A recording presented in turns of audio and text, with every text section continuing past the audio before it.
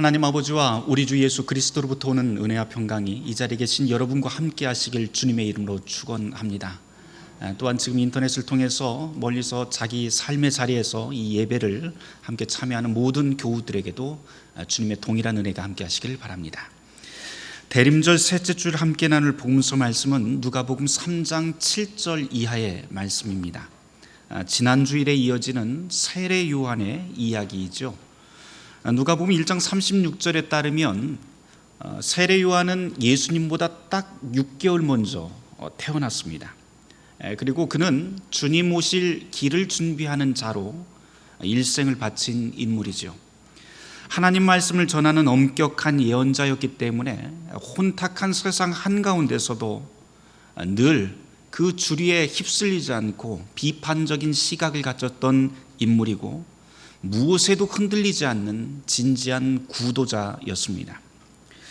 성경 여기저기 묘사된 그 세례 요한의 모습을 가만히 떠올려 보면 아마도 먼지투성이의 발, 그리고 얽히고 설킨 낙타 털옷을 두르고 거친 수염, 하지만 아주 빛나는 그런 또릿한 눈빛을 가진 인물로 저는 상상이 됩니다. 그런 강렬한 인상의 세례 요한이 요단강가에 서서 이렇게 설교합니다. 누가복음 3장 7절에서부터 9절까지 말씀입니다. 누가 너희더러 미래의 진노를 피할 수 있다고 말해주더냐? 회개에 합당한 열매를 맺으라. 도끼가 이미 나무 뿌리에 놓였으니 좋은 열매를 맺지 못하는 나무마다 찍혀 불에 던져질 것이다. 사실 이 날카로운 이 설교는 2000년 전 유대인을 향한 메시지일 뿐만 아니라 오늘 이 시대를 살아가는 우리들, 주님 오시기를 기다리는 우리 모두를 위한 엄숙한 선포로 들립니다. 세례 요한이 서 있는 이 요단강이라고 하는 것이 저는 유달리 돋보여 보입니다. 여기에 수많은 유대인들이 찾아왔다고 성경 말씀에 써져 있는데, 이곳을 찾아가는 유대인들은 그냥 찾아간 게 아니라 아마도 그 요단강을 찾아가면서 자기네들의 역사를 반추하는 그런 순례의 길이었던 것 같습니다. 왜냐하면 구약에 보면 출애굽했던 백성들이 약속의 땅에 들어가기 직전에 마지막으로 모였던 그 장소, 그리고 마지막 통과해야 될 그 관문이 바로 이 요단강이었죠. 노예 신분에서 자유인이 되기 위해서 반드시 건너야 하는 강, 40년 광야에서 떠돌이 생활을 청산하고 적과 꿀이 흐르는 약속의 땅에 정착하기 위해서는 반드시 건너야 하는 그 강이, 마지막 관문이 바로 이 요단이 지금 서 있는, 요한이 서 있는 요단강입니다. 그러고 보면 주님의 길을 예비하는 이 요한이 종교의 중심지였던 예루살렘이 아니라 요단강 위에 서 있었던 것은 결코 우연이 아니었던 것 같습니다. 여기를 많은 사람들이 찾아 나섰다고 하는데, 그 사람들은 지금 그 시대 속에서 어디로 가야 할지 가늠할 수 없는 그 세상을 살면서 우리가 가야 할 길이 어디인가, 정말 나침반 같은 사람을 찾아서, 나침반 같은 목소리를 찾아서 이곳을 찾아오게 됩니다. 어떻게 하면 더 나은 삶을 살 수 있을까? 어떻게 하면 더 가치 있는 삶을 살 수 있을까? 무엇이 도대체 바른 삶인가? 라고 하면서 이들은 애굽을 탈출한 백성처럼 요한 앞에 오게 됩니다. 오늘 우리가 읽은 이 누가복음 말씀은 이 사람들의 이 모습 속에 사실 무언가를 담아 놓았는데요, 이 모인 사람들 속에서 세상에 가득한 폭력 그리고 혼란의 모습들을 은근히 담아냅니다. 탐욕에 멀어서 이웃의 가난을 외면하는 부자들, 이웃 나라를 약탈하기 위해서 요단강을 건너던 군인들, 가난한 자의 돈을 취리하는 세리들, 그리고 형제의 아내를 빼앗은 헤롯 왕의 부정한 현실이 여기 담겨 있습니다. 그리고 요한은 바로 이런 세대를 향해서 불을 뿜듯 회개하라고 선포합니다. 가만 보면 이 세례 요한은 어쩌면 우리 시대 무슨 정치나 권력가가 되기에는 빵점짜리 인물입니다. 이 사람은 타협을 몰라요. 선과 악이 있으면 날카롭게 구분을 합니다. 검은 것은 검은 것이고 흰 것은 흰 것이고 그 중간은 없습니다. 요한은 불의와 악에 대해서 한 채 틈도 보이지 않는 그런 단호한 모습을 보여줍니다. 조금만 더 좀 부드럽고 조금만 더 정치적이었다면 어쩌면 나중에 헤롯에게도 죽지 않을 수 있었지 않을까, 그렇게 생각도 들립니다.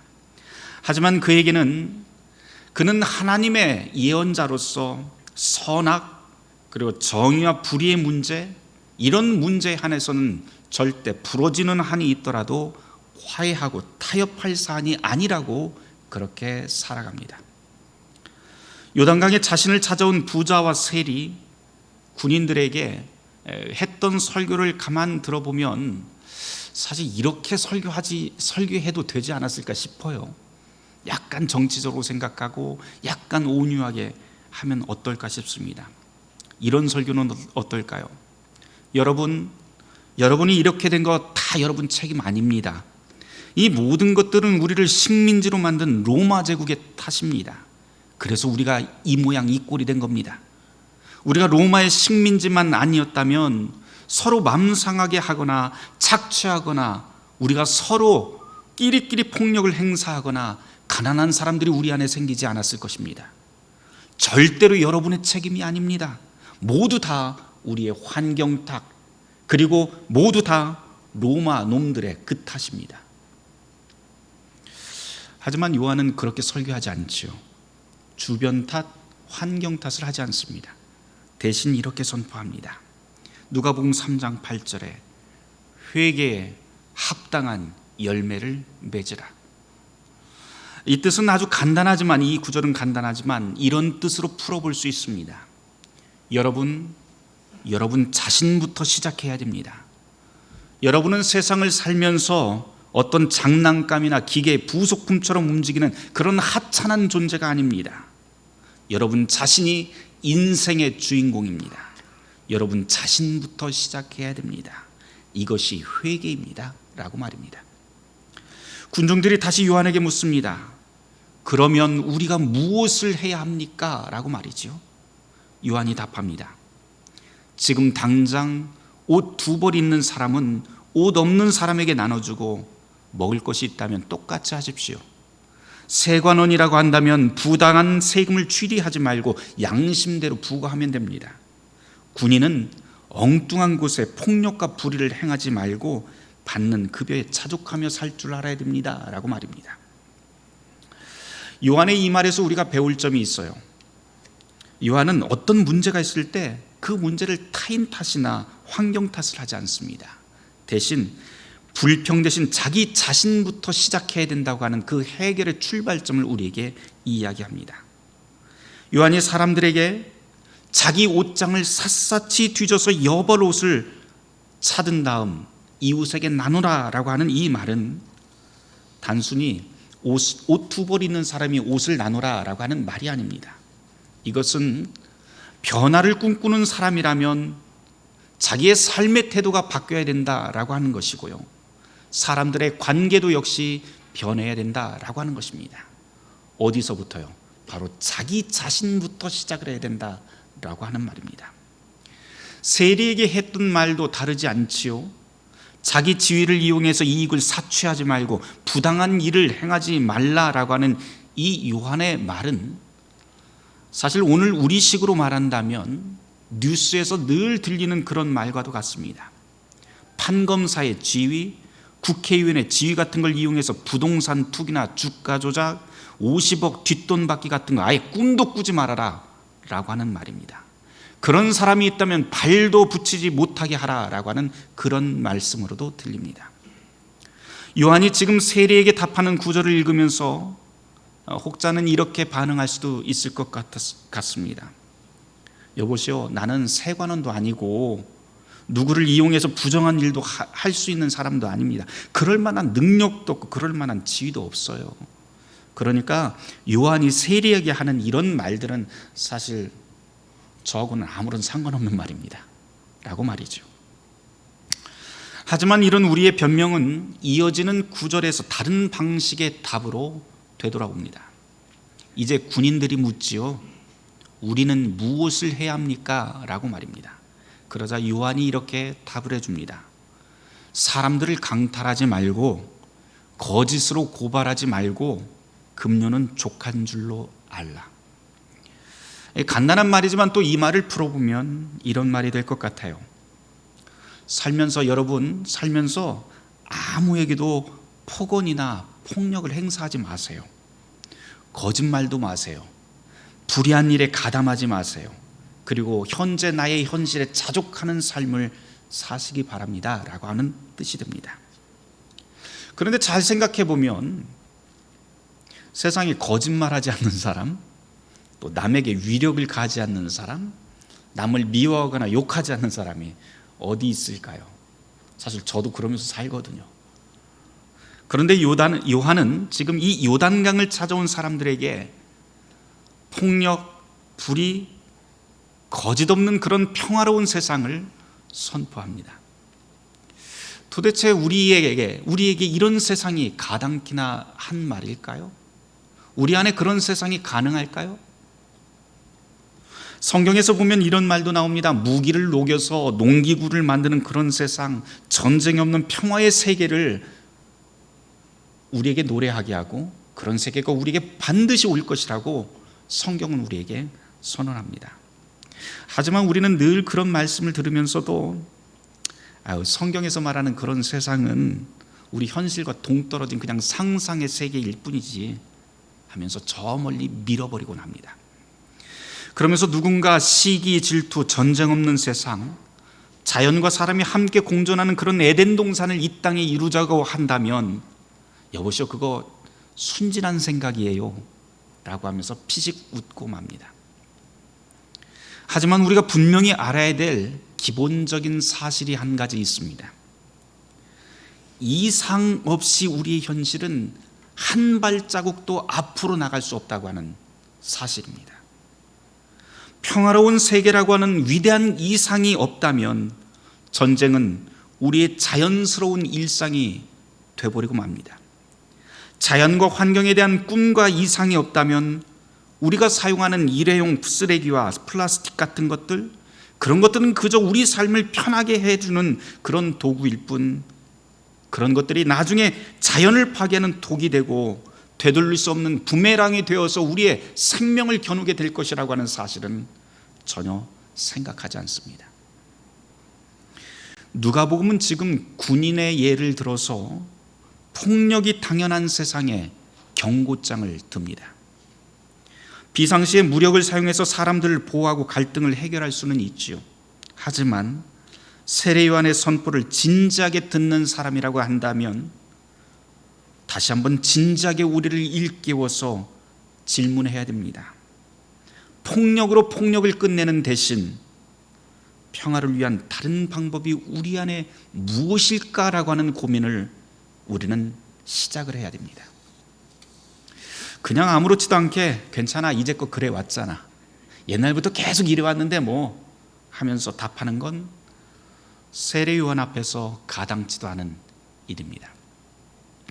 하나님 말씀 앞에 회개하는 사람이라면 우선 자기 자신을 열고 내가 지금 할 수 있는 가장 작은 일부터 돌아보고 시작해야 됩니다.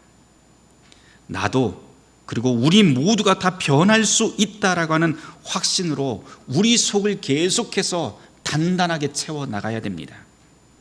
그런 다음에 주변을 탓하는 대신 자기 집 옷장을 샅샅이 뒤지듯 정직하게 우리 자신을 돌아봐야 됩니다.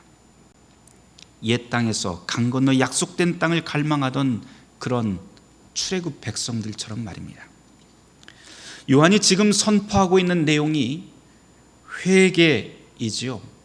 회개라고 하는 것은 말이 아니라 삶의 변화를 뜻합니다. 그 변화는 단지 고개만 끄덕인다고, 은혜 받았다고 그렇게 말만 해서 끝나는 게 절대 아닙니다. 변화라고 하는 회개의 변화는 계단을 한 발 한 발 올라서듯 앞으로 나아가는 것입니다.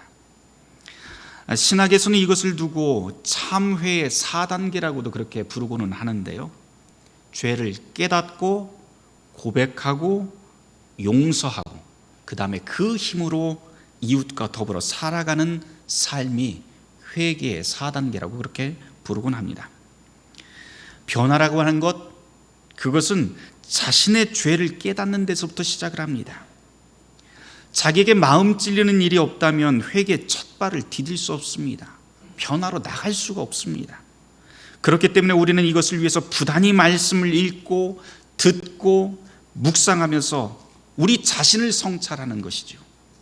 그렇게 찔림을 받았다면 두 번째 단계로 넘어가게 되는데 정직하게 고백하게 됩니다. 내가 무엇을 지금껏 잘못해왔는지, 우리는 어떤 태도로 살아왔는지, 아무개에게 어떤 부당한 일을 내가 했었는지 하나님 앞에서 그리고 동시에 사람들 속에서 우리의 잘못했던 것을 고백할 수 있어야 합니다. 그때 비로소 세 번째 단계인 죄의 용서가 우리에게 주어집니다. 죄를 고백하지도 않았는데 용서할 수 있는 일은 없지요. 용서라고 하는 것은 늘 진실한 고백 다음에 일어납니다. 그리고 그 용서 다음에 일어나는 일이 바로 그 용서의 힘으로, 용서의 감동으로 나도 다른 사람들, 다른 모든 것들을 용서하며 더불어 살 수 있게 됩니다. 이것이 삶의 변화, 즉 우리가 회개라고 부르는 말의 본뜻입니다. 살다 보면은 속에서 이런 마음이 막 부글부글 끓어오를 때가 있어요. 무언가를 하다가 그거 문제 있잖아, 그거 잘못된 일이잖아 라고 말입니다. 그거 변해야 하잖아, 지금 이대로 가면 안 되잖아 라고 하는 말들이 속에서부터 올라오는 때가 있어요. 그런 소리가 들리면 종종 우리는 못 들은 척하고 그냥 넘기고 아니면 변명거리를 찾아서 양심을 가리고 그냥 이렇게 사는 거 괜찮아 라고 하면서 정당한 척하면서 살아갑니다. 그렇게 자기 자신을 포장하기도 합니다. 저도 간혹 그래요.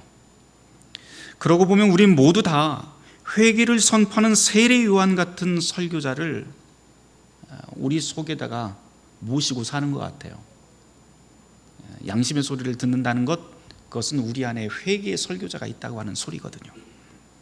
그런데 문제는 우리 안에 회개만 선포하는 그런 설교자, 회개만 선포하는 설교자가 있으면 늘 우리는 한없이 작아진다는 게 문제예요.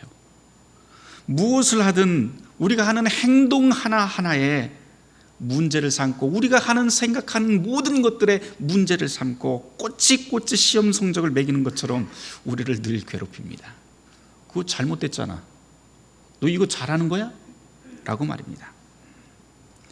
그러고 보면 우리가 무슨 일을 하든지 내가 하는 노력들은 다 형편없이 보이게 되고요, 내 경력은 하잘것없이 보이게 되고 무엇 하나 특별할 것 없는 인간으로 생각돼서 늘 무언가를 하기에 의욕이 팍 떨어져 버립니다. 내 속에 있는 회개의 설교자가 목소리를 크게 내면 낼수록 우리는 늘 점점 위축되고 작아집니다. 그러면서 아무것도 할 용기도 나지도 않고 탈진해버리게 됩니다. 우리는 내 잘못을 심판하고 비판하는 것, 그런 설교자 이상의 무언가가 필요한 사람들입니다.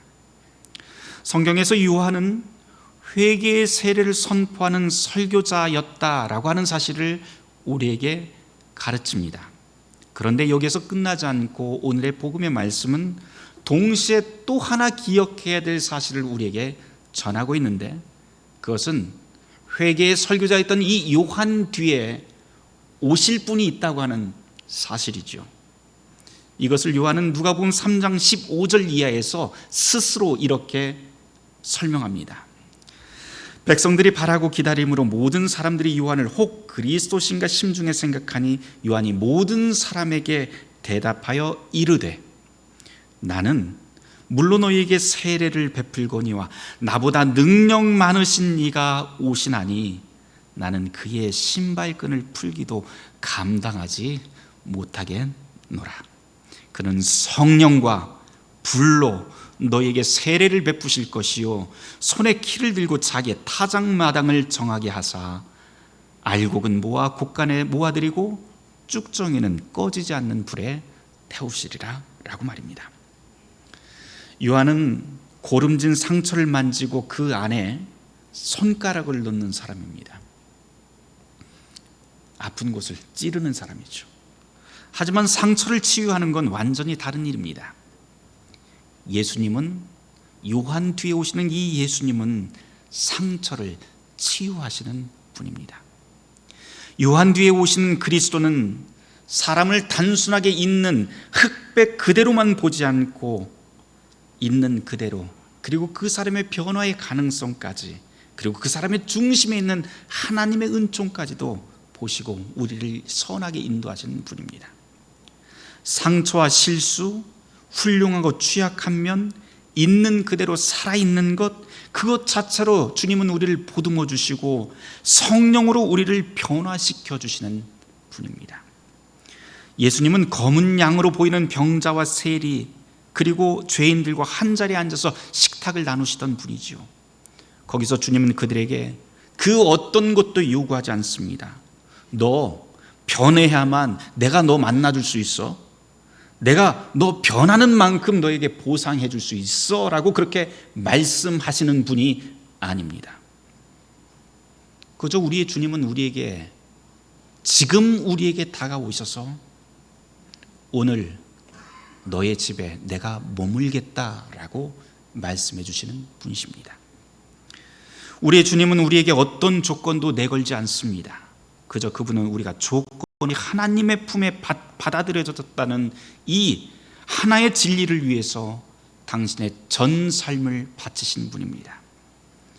예수 그리스도의 이런 삶이 우리에게 가장 큰 힘, 가장 큰 위로가 됩니다. 그래서 요한이 예수님에게 세례를 베풀 때 하늘에서 이런 음성이 들리죠. 너는 내 사랑하는 아들이라 내가 너를 기뻐하노라. 하늘에서 들렸던 이 음성은 이제 저와 여러분 모두에게 해당하는 하늘의 음성, 하늘의 위로가 됩니다. 세례를 통해서 하나님께서는 우리에게 이렇게 약속해 주십니다. 너는 내 자녀, 내 가족, 너는 나의 것이다. 무슨 일이 있어도 내가 너와 항상 함께 하겠다라고 말입니다. 말씀을 마치면서 오늘 제목 이야기를 한마디 더 덧붙여야 될 것 같습니다. 오늘 설교 제목이 미리 기뻐함이죠.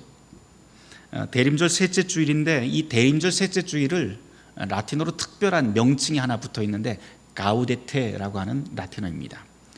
그 뜻이 바로 풀어보면 미리 기뻐함이라고 하는 뜻인데요. 성탄을 미리 앞당겨서 기뻐한다라고 하는 뜻이 있습니다.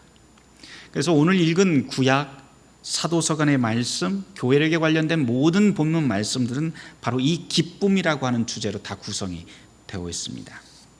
그런데 참 특이한 것은요, 오늘 여러분과 함께 읽은 교회력의 모든 말씀들을 잘 보면 이 말씀들이 나와 있는 이 배경들을 보면요, 다 기쁨을 말하고 있지만 사실은 절대로 기쁨을 노래할 수 없는 그런 시대적 배경을 뒤에다 깔고 있다고 하는 사실이 참 특이합니다. 스바냐 선지자가 있던 그때는 어떤 때요? 나라를 빼앗긴 때입니다. 나라가 패망하고 희망이 보이지 않던 때라서 이런 때 기쁨을 노래한다는 것 자체가 어찌 보면 제정신이 아닌 것처럼 보일 수도 있습니다. 빌립보서도 그렇죠. 빌립보서 기쁨에 대해서 노래를 하고 있지만 이 편지를 쓰고 있던 바울의 사정을 한번 돌아보세요. 바울은 지금 어떤 기쁜 장소에 있는 것이 아니고 감옥 안에 투옥돼서 오늘 죽을지 내일 죽을지 모르는 그런 상황입니다. 그런데도 불구하고 기쁨을 노래합니다. 그리고 우리에게도 기쁨을 노래하라고 말씀합니다. 복음서 오늘 읽은 이 말씀도 별반 다르지 않습니다.